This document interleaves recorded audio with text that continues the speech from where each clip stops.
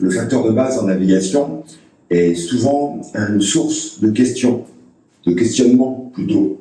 Alors aujourd'hui, je vais vous expliquer pourquoi on utilise le facteur de base.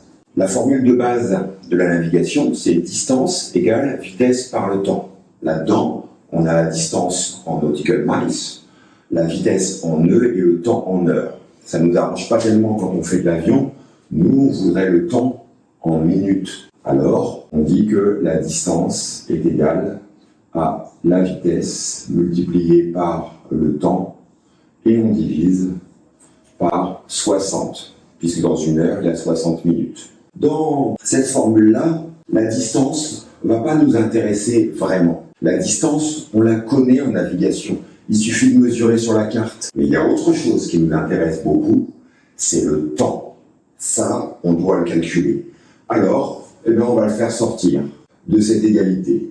On va dire que le temps est égal à la distance divisé par la vitesse divisé par 60. Évidemment, on peut faire plus joli que ça.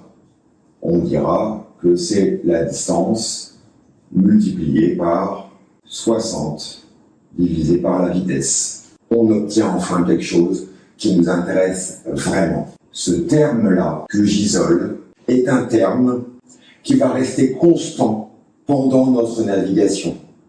On va donc pouvoir l'exprimer comme un coefficient ou comme un facteur. On dira le facteur de base est égal à 60 divisé par V, la vitesse. Parce que dans cette expression, c'est quelque chose qui va rester constant. Qui va rester constant à partir du moment où la vitesse est une vitesse propre. C'est pas le moment de vous expliquer quelle est la différence entre une vitesse indiquée, une vitesse propre et une vitesse sol.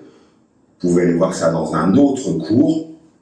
Mais pour le facteur de base, il est important que ce soit la vitesse propre qui soit utilisée, parce que la vitesse propre ne dépend pas de votre route. Que vous fassiez route vers le nord, vers le sud, vers l'est ou vers l'ouest, à partir du moment où vous avez réglé votre moteur, votre vitesse propre est constante.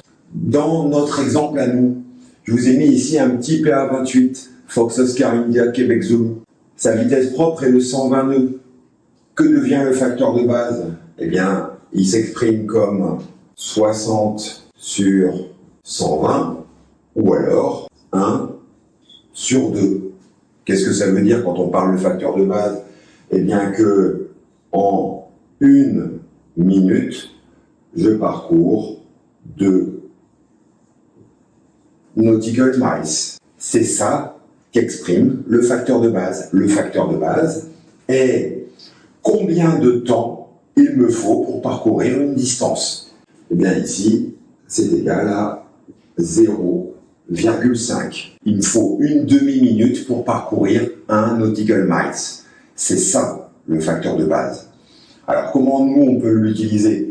Une fois qu'on a 0,5, disons que la distance de A à B que je veux parcourir aujourd'hui fait 50 nautical miles, eh bien le temps sans vent, bien sûr, sera égal au facteur de base multiplié par la distance, ce qui fera pour aujourd'hui 0,5 fois 50 égale 25 minutes. Naviguer en avion, c'est maîtriser 2 paramètres, le temps et le cap. C'est pour ça qu'on dit que la navigation se fait à la montre et au compas. Ici, vous avez une première façon de contrôler votre temps de navigation à travers le facteur de base. C'est tellement simple qu'on aurait bien tort de s'en priver. On se revoit lors d'un prochain petit cours. Bye.